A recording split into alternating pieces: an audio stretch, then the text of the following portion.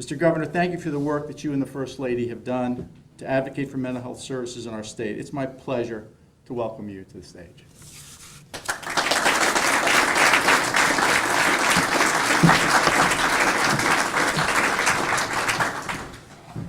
Well, thank you. I want to thank Lee Memorial Hospital in the home base, Southwest Florida. I think this is a great day.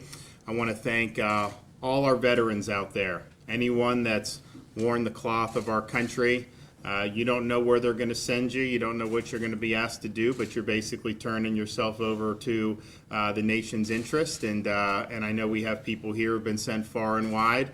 And I just want to say we thank you for doing that. In whatever capacity you've served, thank you for doing it. And we're really proud to be a great state for veterans, and particularly proud of our great veterans community in Southwest Florida. I mean, I have over 100,000, in just a few counties. That's a big deal, but I think that is testament to the type of communities that we have in Southwest Florida. Very, very supportive of our veterans, and we appreciate that very, very much. When I was deployed in Iraq back in, it's over 10 years ago now, one of the things that I think we had noticed by then for sure, and certainly since, was we obviously suffered KIAs, people were killed in action, but if you look at the proportion, I mean, there were a lot of people who were wounded in action who probably would not have survived 50 years ago. I mean, you saw really, really impressive and these in the Navy and the Marine Corps, we have the corpsmen go out there,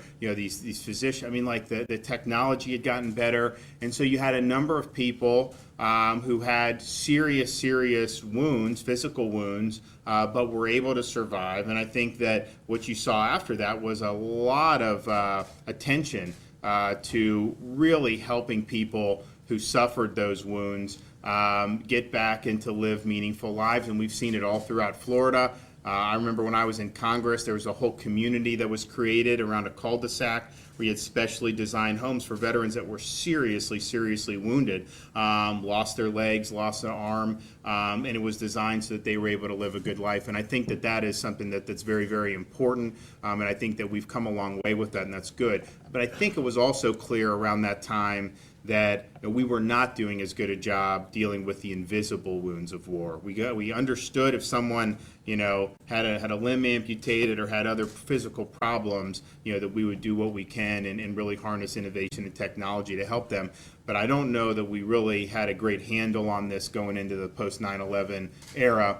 And so I think what you've seen since then is a real concerted effort, not just begrudgingly, I think, with the VA in terms of how fast they move, certainly in Florida, but really I think a lot of these community organizations, exactly what's going on here, I think ultimately is what needed to be done originally, and we're seeing that going on. But that, I think, is something that's going to have a real lasting impact. And when you look at this being free of charge, for not only veterans, but the family members of the veterans, which is also important. You had people going over at that time who were on, I think I got there in 2007. You had guys in the Army and Marine Corps who had spent more time in Afghanistan and Iraq since 9/11 than they had in the United States over a 5 or 6 year period of time, doing multiple deployments. And I think what's different from the post 9/11 conflict is there's no draft. You have a very small proportion of society that are even involved in the military anymore. World War II was a society-wide effort. You couldn't go to a town in the United States and not know somebody who had gone off to war in one capacity or another. Well, that's much different now. So you've put this big burden on a very small amount of people, and to just go over again and again, particularly in the type of environment that we had over there, that's just not a normal thing. And there's no way that you can have all these people go through that and there not be effects of that. And so I think that, and then one of the things I noticed too with that was just the strain it placed on family relations. I mean, you had some of these guys that were in their probably mid-20s, but they had so many deployments, that their first wife, broke down, the next and this, and that was almost commonplace. And part of that, I think, is just tough, but it does also create stress on the family. And a lot of times you have the spouses and the children, they are sacrificing too when you have a mother or father that's being deployed in harm's way time after time after time. And so there was a real need for this. And I just think that we just came over from Fenway South, where we did a Veterans Day event honoring all veterans, but particularly our Vietnam veterans. And I think that was a great event. And then to be here now on Veterans Day to be able to launch something that I think is going to have a tangible impact and is really answering a need that we see in our society. And so the better we're able to tackle the invisible wounds of war, the better we'll be serving our veterans population. And I think on Veterans Day, we should all commit to the idea that, if someone was willing, particularly in the modern era where it's all volunteer, if you're willing to put your hand up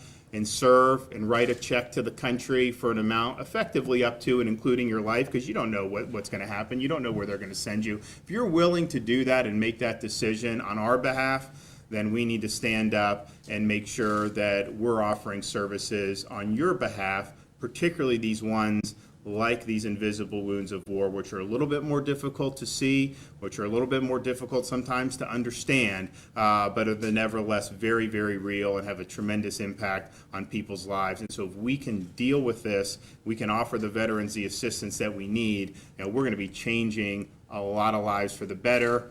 But really, I look at it as we'll just be repaying a debt that we owe to the people who stood up to fight for us. So thank you all. Have a great Veterans Day. God bless.